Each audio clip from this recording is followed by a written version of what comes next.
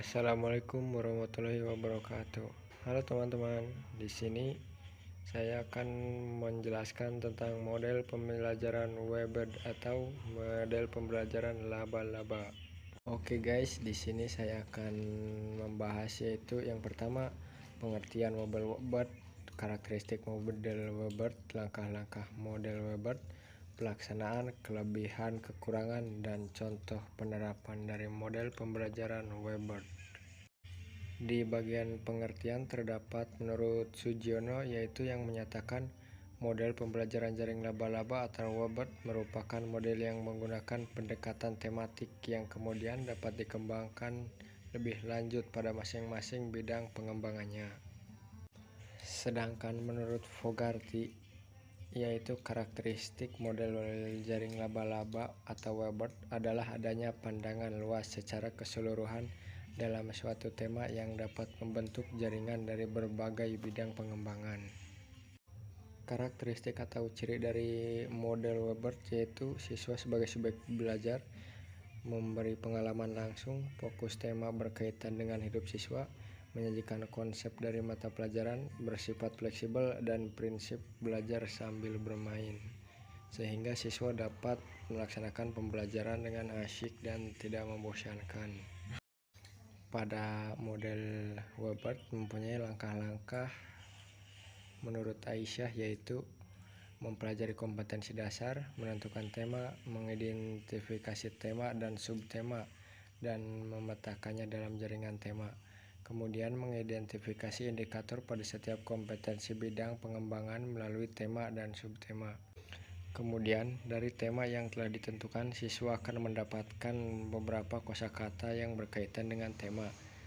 Lalu siswa diminta agar mengembangkan kosakata tersebut hingga menjadi karangan yang sederhana.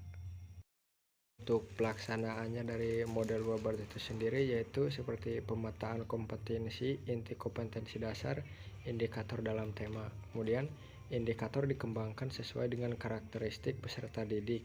Lalu indikator dikembangkan sesuai dengan mata pelajaran dan menentukan kata kerja operasional yang dapat terukur dan dapat diamati. Seperti model pembelajaran yang lainnya tidak luput dari kelebihan dan kekurangan. Kelebihan dari model Webert yaitu penyelesaian tema sesuai dengan minat akan memotivasi anak untuk belajar. Kemudian lebih mudah dilakukan oleh guru yang belum berpengalaman. Kemudian memudahkan perencanaan kerja tim untuk mengembangkan tema ke semua bidang isi pelajaran. Dan pendekatan tematik dapat memotivasi siswa, kemudian dapat memberikan kemudahan bagi anak didik dalam kegiatan-kegiatan dan ide-ide berbeda yang terkait. Sedangkan untuk bagian kekurangan yaitu seperti suasana kelas akan lebih riuh dan guru akan mengalami kesulitan untuk mengatasi siswa yang berada di dalam kelas. Kemudian dalam pembelajaran, guru lebih memusatkan perhatian pada kegiatan daripada mengembangkan konsep, dan juga memerlukan keseimbangan antara kegiatan dan pengembangan materi pelajaran yang diajarkan. Untuk contoh penerapannya, saya mengambil dari mata pelajaran IPA tentang subtema penggolongan jenis hewan berdasarkan makanannya. Yaitu di sini saya menyuruh siswa atau memberikan materi tentang jenis-jenis hewan, yaitu seperti karnivora sebagai pemakan daging, herbivora sebagai pemakan tumbuhan, kemudian omnivora sebagai pemakan segalanya, seperti memberi materi tentang hewan harimau, singa, serigala, kucing, atau anjing termasuk hewan yang